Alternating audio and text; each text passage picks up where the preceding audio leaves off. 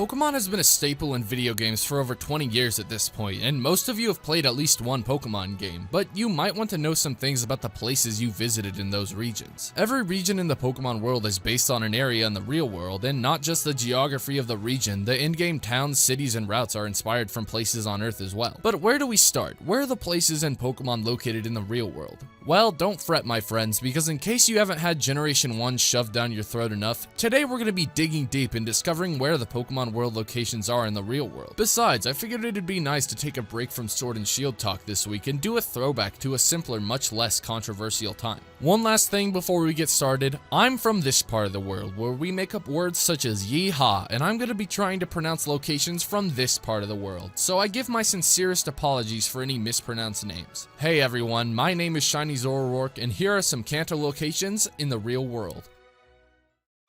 The Kanto region in its entirety is based on literally f***ing Kanto. It's almost as if you could place Pokemon Kanto onto the real one and it would be a perfect fit. Fun fact, the Kanto region was never officially named outside of Japan until the Generation 3 remakes, so many people started to believe that the region was called Indigo after the Indigo Plateau. Pallet Town's specific location in relation to the real world is Shimoda City, but it really is based on Satoshi Tajiri's hometown of Machida City. However, I have a hard time saying it's based on anything because there's literally only 3 buildings. Next up, Viridian City is based on Hakone. The town is widely regarded as a traveler destination because Mount Fuji can be seen from anywhere in the city. In Viridian City, Mount Silver is also very close, so the correlation is there. Speaking of Mount Silver, the Tojo Falls are very close, and they are based on the Shiraito and the Otodome Falls. These falls are separated by a mere 600 feet and are southwest of Mount Fuji. The Tojo Falls are also southwest of Mount Silver. It's the little details like these that we take for granted. And how could we forget about Viridian Forest?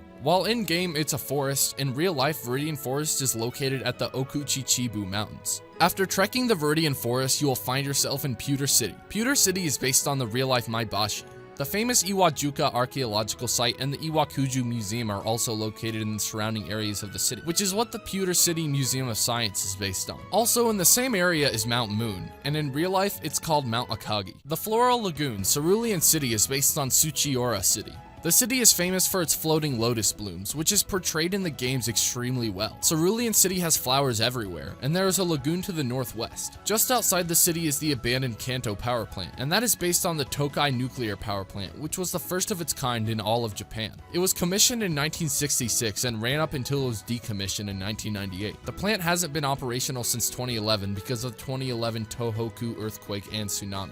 Vermillion City is the largest seaport in Kanto, just as Yokohama City is the largest port in all of Japan. Yokohama is also the second biggest city in Japan by population. It is also home to the second tallest building in all of Japan, the Yokohama Landmark Tower, which is what I think is the basis to whatever is being built right here. I believe this because the building began construction in 1990, the same year that the original Pokemon game started development. Lavender Town has 2 possible locations it could be based on the map: Sakura City or Narita City, but I dug deeper and I believe Sakura to be the closer basis of Lavender Town. This is because there have been several ancient tombs found within the area of the city. The most populous city in Japan is Tokyo, which is exactly what Celadon City is based on. More specifically, Celadon is based on the commercial center of Tokyo, Shinjuku. This is represented by the Celadon department store, the game corner, as well as the condominiums. Shinjuku also houses the busiest train station in the world, with a baffling 3.64 million passengers a day. Saffron City is also based on Tokyo, but a different part.